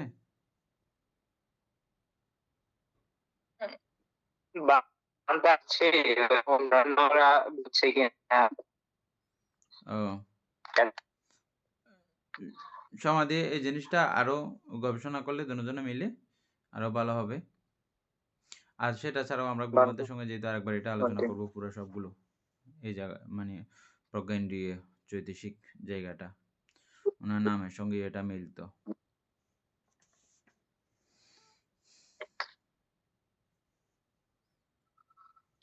বান্তে, হুম, আহ এখানে অদেশ ইয়াটা এই দুঃখ জ্ঞানটাকে আমরাও নিত্য জ্ঞানের দ্বারা কি এটা মিলাতে পারি না? অর্থাৎ আমরা যেটা বলেছি যে কোনো কিছুর মানে এটা উৎপত্তি যখন আছে এটা অবশ্যই বিলয়ও আছে। তো এই ধরনের অনিত্য জ্ঞান যখন আমাদের মধ্যে উৎপন্ন হবে, হওয়ার পরে এটা একটা সময় যে ধ্বংস হবে সেটা জানি, বা ওই জিনিসটা পাওয়ার প্রতি যখন আমার কোনো একটা মানে যখন চিত্ত নির্লুপ হয়, তখন ওই ক্ষেত্রে আমার অদেশ চিত্ত তো অবশ্যই থাকবে, কারণ এটা আমি অলরেডি আমার থেকে অনিত্য জ্ঞান উৎপন্ন এগুলো হয়ে গেছে। এই পর্যায়ে হওয়ার গিয়ে পরে এই পর্যায়ে গিয়ে একটার সঙ্গে একটা জড়িত। আমাদের সমাধিয়ে যেটা কিছুক্ষণ আগে বলল না, অমোহ থাকলে হ্যাঁ, এগুলো তো এগুলোর সঙ্গে এটা অমোহ না থাকলে এই অবস্থা সে করতে পারছে না। অদেশের এই পর্যন্ত এই যে যা কথাগুলো আলোচনা করলাম, অমোহ না থাকলে এই পর্যন্ত সেই যাইতে পারছে? না, অবশ্যই এখন সেটা বুঝা তো ঠিক। গেছে? বুঝা গেছে? একটার সঙ্গে একটা ওগুলো তো আছেই জড়িত। লোভ, দেশ, মোহ এগুলোর সঙ্গে এগুলো একটার সঙ্গে একটা ওতপ্রোত জড়িত আছে। লোভ, দেশ, মোহ, অলোভ, অদেশ, অমোহ এগুলোর সঙ্গে এগুলোর একেকটার কানেকশন আছে। এটাও তো আমরা আজকে শেষ করতে পারলাম না, সময় শেষ হয়ে গেছে না? মানে এটা একটার সাথে একটা মিল রেখে আলোচনা করলে মনে হয় ভালো হবে, কারণ আমরা এক একটার সঙ্গে আলোচনা একটা থেকে তো আর এক মিল আলোচনায় চলে যাবো। আলোচনা তো আছেই। থাকার সত্ত্বেও এখানে আমাদেরকে বলছে যে অদেশের সঙ্গে এ অদেশের সঙ্গে দুঃখ জ্ঞানের ওতপ্রোত সম্পর্ক। ওতপ্রোত মানে একদম নিবিড় আরকি। ওতপ্রোত মানে একদম নিবিড় সম্পর্ক। কিভাবে নিবিড় সম্পর্ক? এটা আলোচনা করতে গিয়ে এগুলো বললাম যে আমি যখন ওই বিষয়টাকে হিংসা করব না, মৃত্যুটাকে আমি যখন হিংসা করব না, তো মৃত্যু আমাকে কিভাবে দুঃখ দেবে? ও এই যে ঘরে বসে থাকলে থাক না, আমার কি হইছে? আমি হিংসা করি না তো মৃত্যুকে। আমরা তো এখন আমরা মৃত্যুকে ভয় পাচ্ছি, মৃত্যুকে আমরা হিংসা করি বলে। নাকি না? মৃত্যু আমাকে দুঃখ দিচ্ছে এখন। মৃত্যু চিন্তা করলে মাত্র আমি দুঃখ পাচ্ছি। পাচ্ছি না? পাচ্ছি না? কেন? আমি হিংসা করতেছি। হিংসা বোঝার এটা চরম হিংসা কোথায় পর্যন্ত হিংসা লুকিয়ে আছে? আমি মৃত্যুকে কিভাবে হিংসা করতেছি এটা দেখার একটা সুযোগ এসছে এই কথার মাধ্যমে। খেয়াল করতেছেন? জরা ব্যাধি মৃত্যুকে আমরা কিভাবে হিংসা করি? এইভাবে। আমরা তো নরমালি ওই হিংসাতে বসে আছি। কাউকে হিংসা করা এগুলো তো বসে আছি। কিন্তু এটা একদম আমাদের কার্যক্রমকে কেন্দ্র করেই এগুলো বললাম। হ্যাঁ, বিশুদ্ধ। বান্তে এখানে বলছে দুঃখ জ্ঞানের সহিত হুম। আপনি যেটা বলছিলেন যে আমরা হিংসা করি ওটা তো দুঃখহীন অবস্থা। বুঝি নাই? এমনি বলছি আর কি। হ্যাঁ। আমরা যদি না এখানে বলছে অদেশ দুঃখ জ্ঞানের ওতপ্রোতভাবে জড়িত। হ্যাঁ হ্যাঁ আমরা যদি বান্তে যে অনাতরণ সূত্রটা যদি একটু দেখি ওখানে কিন্তু সুন্দর করে দেওয়া আছে। এই যে ওই আসতেছে না কথা। ওগুলো আমরা যদি দেখি তাহলে এই আচ্ছা হ্যালো বুঝতে যাচ্ছে বান্তে? না বুঝা যাচ্ছে। আজকে তো কি জন্য ডিস্টার্ব করতেছে এত? আমার কথা এমনি পুরোটা ক্লিয়ার হইছে। মানে এই হিংসা কিভাবে দুঃখের সঙ্গে এত ওতপ্রোত এটা কি এমনি পরিষ্কার হইছে? আমি একদম অনেক গভীরের থেকে বললাম নরমালি যেকোনো কিছু আসলো আমার কাছে, খুব পাশাপাশি থাকলো, হ্যাঁ? বা আমার কোনো খুব খারাপ অবস্থা, খারাপ কিছু আসলেও ওটাকে আমি হিংসা না করলে খারাপ তো আমি বলব না। আমরা একটা মানুষকে খারাপ কখন বলি? যখন ওকে আমি হিংসা করি। ওই অবস্থাকে যখন আমি হিংসা করি তখন তো আমরা খারাপ বলি, নাকি না? আর যদি এটা আমার পছন্দের উপরে চলে যায়, পছন্দও করি না, অপছন্দও করি না, এমন পর্যায়ে যদি চলে যাই, তাহলে আমার ওখানে ভালো খারাপ লাগার এরকম কোনো ব্যাপার আছে? খারাপ মানে হচ্ছে যে দুঃখ আরকি। বান্তে এখানে তো বান্তে দুঃখ জ্ঞান বান্তে দুঃখহীনতা তো নয় বান্তে। বুঝি নাই। এটা তো বান্তে আসলে দুঃখ জ্ঞান মানে দুঃখহীনতার জ্ঞান তো নয় বান্তে। দুঃখহীনতার জ্ঞান আমি মানে তো বলি। তার দুঃখ লাগবে আমি আবার বোঝাচ্ছি জিনিসটা।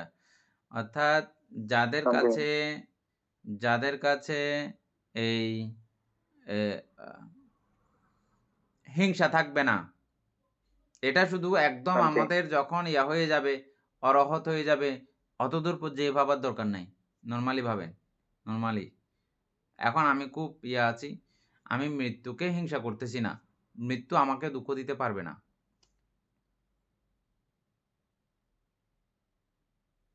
আমি জরাকে হিংসা করতেছি না, জরা আমাকে কষ্ট দিতে পারবে না। একটা ব্যক্তি আসছে, ওই ব্যক্তিকে আমি হিংসা করতেছি না, ওই ব্যক্তি আসার কারণে বান্ধে আমার দুঃখ উৎপন্ন হবে না। এমনি বান্ধে ওই এমনি দুঃখ অনিত্য জানাতা এবং অনিত্য দুঃখটা বান্ধে কিরকম একটু সংজ্ঞা দিলে ভালো হবে বান্ধে। দুঃখটা কিরকম বান্ধে, দুঃখ গিয়া মানে একটু সংক্ষেপে বান্ধে সংজ্ঞাটা দিলে বান্ধে।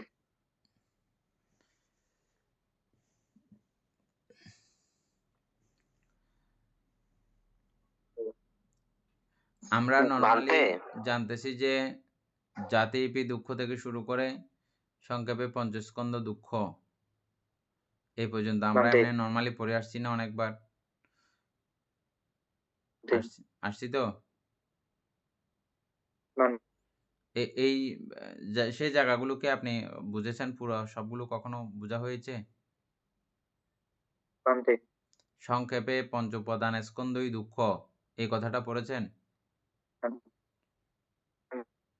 সংক্ষেপে পঞ্চ উপাদান স্কন্ধই দুঃখ, সবকিছু না বলে বান্ধে লাস্টে কি বলা হয়েছে? সংক্ষেপে পঞ্চ উপাদান স্কন্ধ দুঃখ, পঞ্চ স্কন্ধ দুঃখ এমনটা বলা হয়নি, সেখানে স্পেশাল একটা কথা যুক্ত আছে কি পঞ্চ উপাদান স্কন্ধ দুঃখ। এটা পড়ছেন?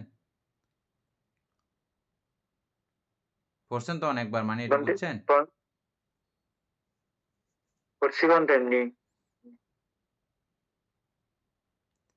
এ নিয়ে আমরা কয়েকদিন আগেও আলোচনা করছিলাম। পঞ্চস্কন্ধ দুঃখ বলে নাই, পঞ্চ উপাদান স্কন্ধ দুঃখ বলেছে। ঘটনা কি? বান্ধব পঞ্চস্কন্ধের প্রতি আসক্তি।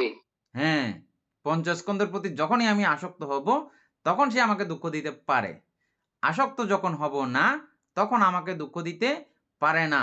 যেটা আমি গল্পটার মাধ্যমে বোঝাতে চেয়েছিলাম, বুদ্ধ এই পঞ্চস্কন্ধের প্রতি অনাসক্ত।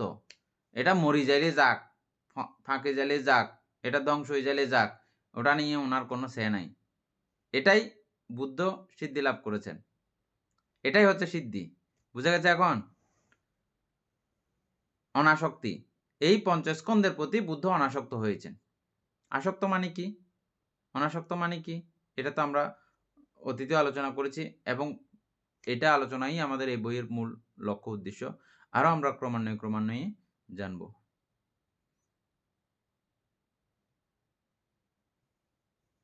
পুতুল বাবু বুঝতেছেন?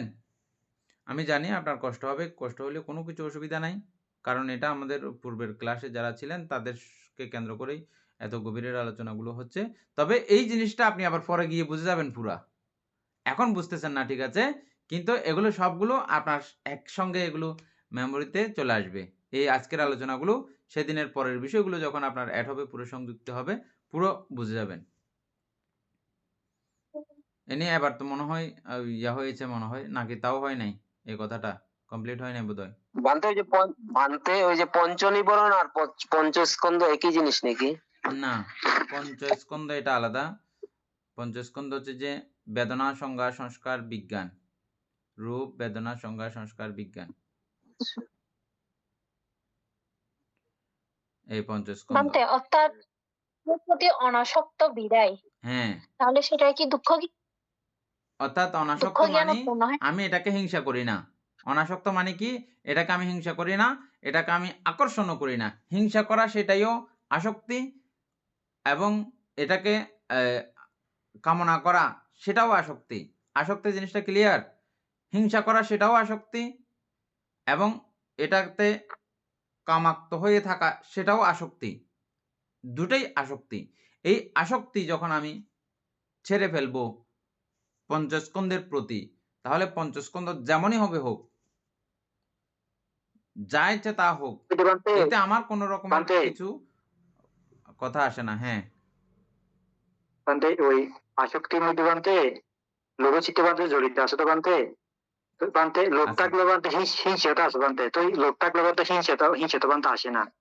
এটা অন্য কথা। এটা আপনি খেয়াল করে দেখেন, আসক্তি মানে কি? আসক্তি মানে হচ্ছে যে এই যে দেশ কখন বলতেছি, ও আমার কাছে না আসুক, আমি ওরকমটা চাচ্ছি। চাওয়াটাই লোভ। আমি চাচ্ছি যে ও আমার কাছে না আসুক। এটা আমার চাওয়া নয় কি?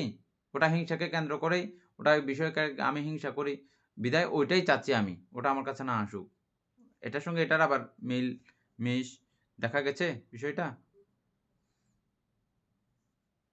বান্ধে এই ব্যাপারে তো আমরা অনেক আলোচনা করেছি এবং আমি বলেওছিলাম যে একটা সাপ যদি হঠাৎ ঘরের ভিতরে ঢুকে তখন আমার প্রতি যে সে আক্রমণাত্মক রূপ নিয়ে আসবে, মারবে বা ছুবল দেবে, সেটার ভয়ে আমার হয়তো মানে হিংসাত্মক রূপ বা ওই মানে বেদনাটা উৎপন্ন হবে, সেখান থেকেও দেশ উৎপন্ন হতে পারে ভিতরে। তো ওই যে আমার দেহের প্রতি মায়া বা আমার যে এই যে ভয় উৎপন্নটা, সেটাও আবার হিংসার রূপ নিতে পারে।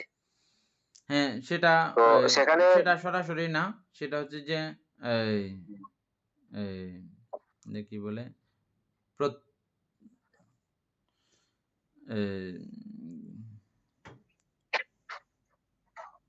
প্রত্যয়ে, দেশের প্রত্যয়ে না, সরাসরি না, উপনিশ্রয়ে, অর্থাৎ হিংসার উপনিশ্রয়ে লোভ উৎপন্ন হওয়া, লোভের উপনিশ্রয়ে হিংসা উৎপন্ন হওয়া, ওই জাতীয় কিছু কথা আমরা না, বলছিলাম না?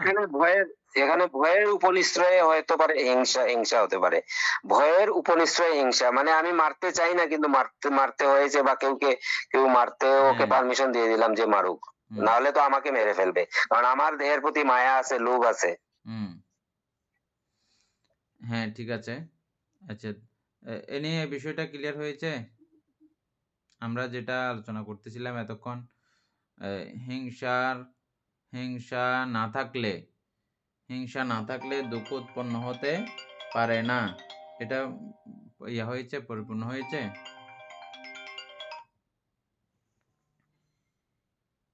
হয় নাই না? বান্তে এখানে বলেছে যে অনিত্য, দুঃখ, অনাত্মা আর অলোপ অদের সমূহ। তো আমি যখন অনাত্মা আকারে যখন দেখেছি, অনাত্মা আকারে যখন সব কোনো আলম্বনকে দেখেছি, দেখার পরে আমার সেখানে অলোপ চিত্ত উৎপন্ন হয়েছে। তো এখানে সেটার সাথে যখন সেটা ভঙ্গুর আমি জানি, তো সেখানে আমার সুখটা কিভাবে উৎপন্ন হবে? সুখ তো হবে না, সেখানে তো সেটা দুঃখ।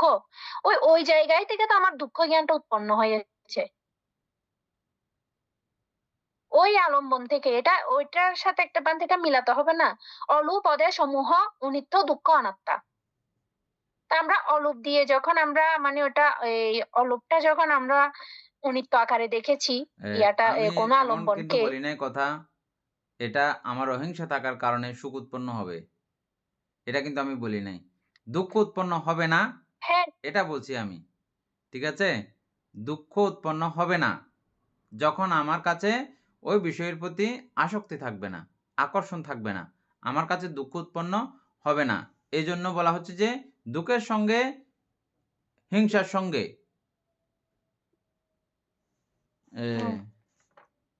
কি যে লেখাটা কি ছিল যে, অদেশ দুঃখ জ্ঞানের সহিত ওতপ্রোত জড়িত।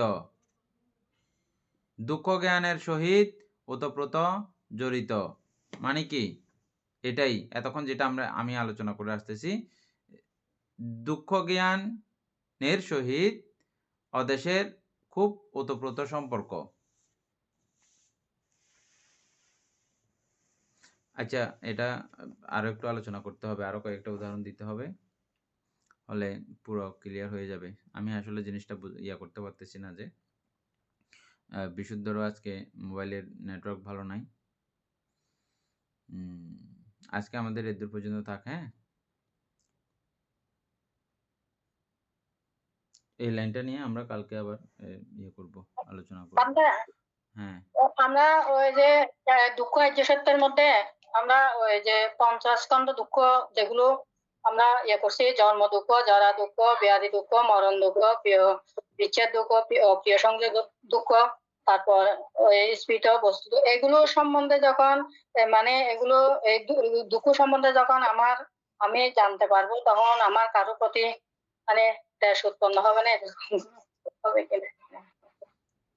হ্যাঁ, ঠিক আছে। হবে। আমাদেরকে কালকে প্রথম আলোচনা করতে হবে যে দুঃখটা কি? কালকে হ্যাঁ, আমরা কালকে প্রথমে এটা নিতে না পারা মানে হচ্ছে যে আমি এখনো দুঃখ জ্ঞান সম্পর্কে যথাযথ জ্ঞাত নই। এখানে সমস্যাটা হচ্ছে যেটা আমি বুঝতে পারছি এখন। মানে দুঃখ জিনিসটা কি? এটা সম্পর্কে আমরা যতক্ষণ নিতে পারবো না, অতক্ষণ এই কথাটা আমি হাজার বুঝাইলেও কাজ হবে না। এনে বোঝা গেছে কথাটা? বান্তে ঠিক আছে বান্তে, হ্যাঁ হ্যাঁ হ্যাঁ, মূল হচ্ছে যে দুঃখ জিনিসটা বান্তে কি? এটা বুঝাইতে না বান্তে পারলে বান্তে এটা আসবে না। বান্তে মানে আমি বান্তে এতক্ষণ আসলে বান্তে বলতে চাচ্ছি ঠিক আছে, কিন্তু বললেও কাজ হবে না। দুঃখ জিনিসটা আরেকটু ক্লিয়ার করতে হবে।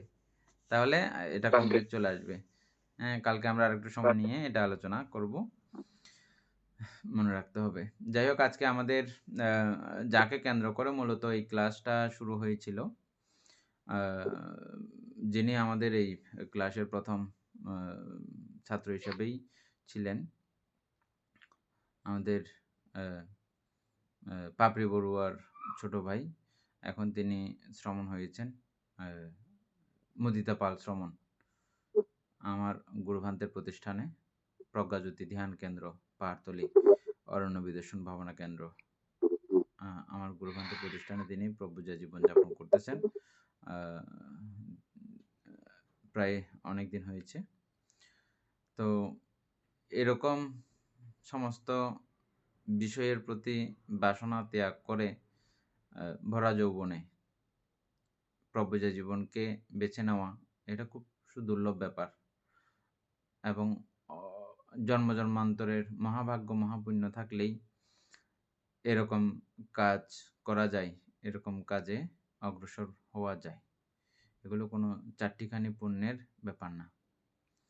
অসাধারণ পুণ্যের ফলে এ উনি প্রপোজিত হয়েছেন। তারপরে হওয়ার পরেও আমি দীর্ঘদিন যাবৎ যোগাযোগ করার চেষ্টা করেছি বিভিন্নভাবে। হয়তো হয়নি সেটা।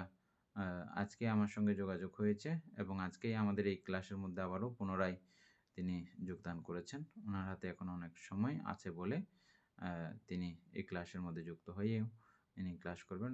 ক্লাসের শুরুতেই আপনারা দেখেছেন আমাদের শ্রমণ একটু করে ভিডিওটা ওপেন করেন। তো আমাদের ক্লাসের মধ্যে ওনাকে আবারও পুনরায় স্বাগতম জানাচ্ছি। ওনার প্রভুজা জীবন যাতে সার্থক হয়, সাবলীল হয়, যেন ইহ জীবনেই যেন সদ্ধর্ম তিনি প্রত্যক্ষ করতে পারেন। আর্য জ্ঞান, আর্য মার্গ যেন প্রত্যক্ষ করতে পারেন, এইরূপ মৈত্রীপূর্ণ আশীর্বাদ করছি এবং আমাদের ক্লাসের সবার পক্ষ থেকেও স্বাগতম, সুস্বাগতম জানাচ্ছি। আমাদের সঙ্গে যুক্ত হয়ে আমাদের সঙ্গে একত্রিত হয়ে আমাদের এই শিক্ষা কার্যক্রমকে আরও ত্বরান্বিত করবেন, অগ্রগতি সম্পন্ন করবেন, এইরূপ আশা ব্যক্ত করছি এবং সেটা বলেই আপনাকে স্বাগতম, সুস্বাগতম জানিয়ে আমাদের আজকের ক্লাস এখানে সমাপ্ত করতে যাচ্ছি। এতক্ষণ যাবৎ আমরা একটু করে কথা বলে দেন সবার সঙ্গে। বন্ধনা বান্তে, আসলে আমি অনেকদিন তো ছিলাম প্রথম শুরু থেকে ক্লাসে। তো আমি আসলে অনেক আগ্রহ নিয়েছিলাম। তারপর আমি, যখন আপনারা অনেকে জানেন, আমি পুলিশের চাকরিতে ছিলাম, কিন্তু আমার ডিগ্রির কারণে আসলে আমি মানে অনেক ইচ্ছে ছিল যে ক্লাসটা করার, কিন্তু আসলে আমার সময় না থাকার কারণে আমি ক্লাস করতে পারিনি। এরপরে আমি মানে অর্থাৎ জ্ঞান সাধনে অনেক চর্চা করতাম। তারপরে আমি ক্লাস করতে না পারলে কিন্তু আমি রুমের মধ্যে যখন ডিউটি থাকতো না, আমি ধ্যান সাধনা করার চেষ্টা করতাম যতটুকু সম্ভব, আর বাংলাদেশের দেশনা শুনতাম। তারপরে এক পর্যায়ে আমার আসলে যে করার অর্থাৎ প্রবোধ নেওয়ার ইচ্ছা জাগে অনেক গভীর ভাবে। এরপর থেকে আমি প্রবোধ জানি আর কি আমাদের শ্রদ্ধেয় সত্যপাল বান্তের কাছে আমি দীক্ষা নিয়েছিলাম, ওই ভাবনাতে বসছিলাম। এরপরে আমি পরে আস্তে আস্তে চাকরি থেকে রিজাইন দিয়ে দিছে। এখন জানতে চেষ্টা করবো প্রতিদিন ক্লাসে যোগদান করার। ঠিক আছে, সাধু। তারপরে এ নিয়ে আমাদের শ্রমণকে স্বাগত জানিয়ে কিছু বলো।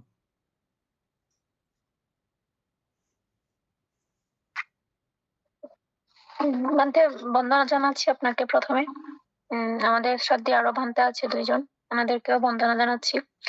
যেমন আপনাকেও বন্দনা জানাচ্ছি। আপনাকে আপনাদের ক্লাসের সবার পক্ষ থেকে স্বাগতম জানাচ্ছি আমাদের ক্লাসের। অবশ্য আপনি আগেও ছিলেন।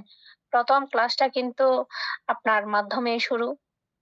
তো হয়তোবা মাঝখানে আপনার ব্যক্তিগত কারণে আপনি করতে পারেন নাই। সমস্যা নাই সেটা। এখন আপনি পুনরায় আমাদের সাথে আবার যুক্ত হয়েছেন। আমরা আসলে সত্যি অনেক আনন্দিত। আশা করি আপনি এভাবে আমাদের সাথে থাকবেন। আমরা আপনার কাছ থেকে অনেক কিছু শিখতে পারবো, অনেক কিছু জানতে পারবো। তো সেই আশা রাখছি। তো পুনরায় সবাইকে মানে সবার পক্ষ থেকে আপনাকে আবার পুনরায় আমাদের ক্লাসের স্বাগতম জানাচ্ছি। শ্রমণে আমাদের পরম আচার্য সত্যপাল ভান্তের কাছেই তিনি দীক্ষিত হয়েছেন এবং যেখানে আছেন ওখানেও আমাদের শ্রদ্ধেয় জগজ্যোতি ভান্তে সঙ্গে তিনি শিক্ষা দীক্ষা করতেছেন। কোনো কিছু বিষয় সমস্যা হলে পরম শ্রদ্ধেয় জগজ্যোতি ভান্তেও আছেন এবং সত্যপাল ভান্তেও আছেন। তাদের সহযোগিতাও আমরা ওনার মধ্য দিয়ে আমরা এখানে পাবো, এই ক্লাসে পাবো। আমাদের ক্লাস সেই দৃষ্টিকোণ থেকেও অনেক আরো সমৃদ্ধ হবে। যাই হোক, এতক্ষণ যাবৎ আমরা অভিধর্ম চর্চা করার প্রেক্ষিতে যে পুণ্য সঞ্চিত হয়েছে, পুণ্যরাশি অনন্ত চক্রবাসী সত্যগণকে দান করছি, গুরুভান্তি দেবকে দান করছি, মাতা পিতাগণকে দান করছি এবং যারা আমাকে প্রতিনিয়ত এভাবে ধর্মচর্চায় সহযোগিতা করছেন তাদেরকে এই পুণ্যরাশি দান করছি এবং এই পুণ্যরাশির কাছে আমরা প্রত্যেকে প্রার্থনা করব নির্বাণ লাভ অবধি অসৎ ব্যক্তি মূর্খ ব্যক্তি পাপমিত্রের সংসর্গ লাভ না করে সদা সর্বদা জ্ঞানদর্শী কল্যাণ মিত্রের সান্নিধ্য সংসর্গ লাভ করতে সক্ষম হই। এরূপ সাধু কামনা পোষণ করে আজকের মতো ক্লাস এখানে সমাপ্ত করছি। সাধু সাধু সাধু।